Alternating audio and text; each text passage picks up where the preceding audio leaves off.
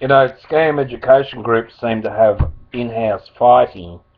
These type of fights can get very nasty because you're dealing with people who are human, then you're dealing with cyber crimes, then you're dealing with people who um, either have the experience as a scam educator or lack the experience in scam education areas. The wisdom of it all is that each group runs in its own way. Each, separate unit, you might have my group is run a certain way, the other scam group is run a certain way, and there's all these little branches. Now, I got a badge of honour years ago. We call it, if you get booted off some big groups like scam, romance scams, I got the badge of honour, like some other people who have been booted off romance scams, because either they didn't like you, or either you've said something wrong, you've upset someone, or basically you didn't like what was going on. I don't know, it's really hard to explain. I got blocked from posting because I stood up for a member once who was being bullied. The girl was far gone now. We don't have communication with her, but anyway, so I got blocked. Secondly, from that,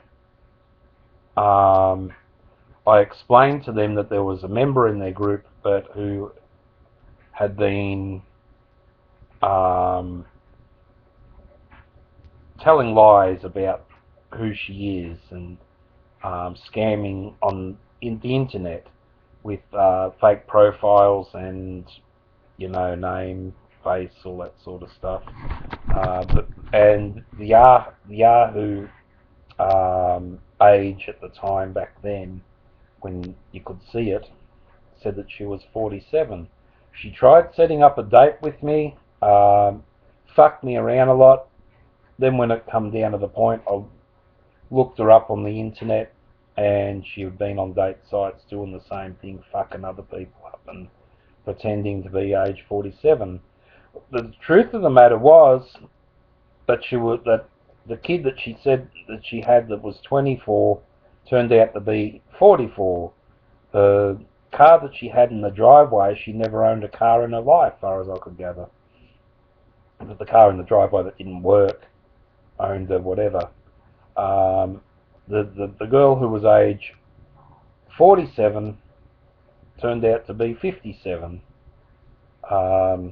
Probably the highest SEX I ever had on there. But anyway, that's another matter. Anyway, I approached the romance scams group, told them about the person who had been having all these profiles on the internet, la-di-da-di-da, to be told back that, she's a valued member, she did not scam, all she does is lie. So scamming is not lying. So, to cut the story short, in brief, I had to cut my ties with that group. Another group I was involved with, one of the part owners of the group approached me at one time, and I had to cut him out of my other groups that I had. He wanted to send hacker viruses and spyware viruses in the groups through links to other members. Unfortunately, I wouldn't do that, so goodbye. Well, anyway, cut a story short, I wouldn't agree, with that. So anyway, I got removed as a moderator and got booted out of that group. I think they tried to sort of like preen me a little bit, lick me a little bit and clean me up, and then drop all the get me involved in their crap. So yeah, I got booted out of that one. Another one I got booted out of because I didn't agree with the policy of what was it?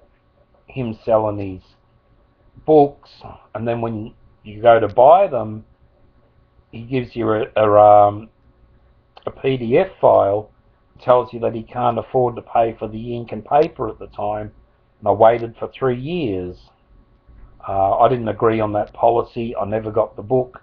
That was a group where I'll mention his name, Dr. Dennis Nedder, from Being a Man in a Woman's World, or Being a Man, was scamming people through his website, selling paperback books, and then when you went to buy them, he would tell you that he couldn't afford that, and can you wait? But so in the end, I got booted off that one because I didn't think that was an ethical decision. And then he wouldn't return the money. He was just, anyway, that was that. Another group I got booted off was a group for moderators, to help moderators out on the internet. One of the workers there had it in his mind that he would decide that he would try baiting me all the time with with whatever. And then when I went to reply, the posts would always be edited, or they wouldn't exist. So really, he would say, he'd say whatever, and then I'd reply back. Usually you would read it, but you wouldn't see my reply. So he was a fuckwit. But yeah, scam baiting business, people pit against each other because either it's an ego thing, or they're getting too big for their boots, and very cocky people get, because they know everything, they've heard it all, seen it all. They don't become, in the end, some of the scam baiter groups don't become people orientated, it becomes group orientated. I've seen it happen many times. It's happened to me. I think, well, yeah, I've got 600 members now, great, yippee, I can say and do what I want. Well, no, unfortunately I can't say and do what I want. So eventually you start getting people who don't like what you're saying, and then they get offended, and then you get other people who think they can do a better job than you and want to run your group and boot the moderator out, or boot the owner out, and keep the members. Doesn't work like that. And then you can be doing a great job, but you got some members in there who spies, or they they've joined your group to mess you up. They're just basically nasty people.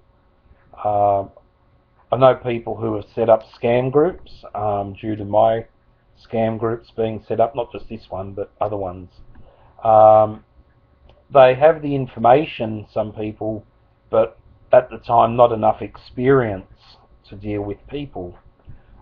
So sometimes their groups don't last long, or what they try to do is pinch people from one paddock, one group, and bring them into their group. That's okay. People got freedom of choice, but sometimes there can be a lot of damage that goes with all that too, if people are shifting sheep from one paddock to the other. Yeah, infighting, most things are type, I am words. It's the best people can do, and it's a word game. You might get F bombs and C bombs and R bombs and car bombs and all that, from people being upset. And some people are upset that they read swearing because they're Christians, but the Christians do get scammed too. I wonder which one they're more offended by. A scam educator who uses the reality, or being scammed. I mean, really, the two of them are completely different things altogether. Um, so, you know, people in groups just sort of think they can run groups. Some can, some can't. Some are very good-hearted. Some of them are just not suited to the business. Um, Infighting does happen, and if you don't agree with that group, move on, find something that works for you, or start your own. But if you're going to start pinching the information, don't treat it as your own, that you're smart because you've been educated by someone else. I mean, I got educated by people like Butch something, I won't say on the internet, education from other groups like Scam Baiters, 419, and there's some other big Scam Baiters now who are on YouTube. We idolise them. I've been on their groups, or they've been in my groups. The badge of honour at some point. But I had to start somewhere, and I was never as smart when I first started, but at times I thought I was smart with a little bit of information.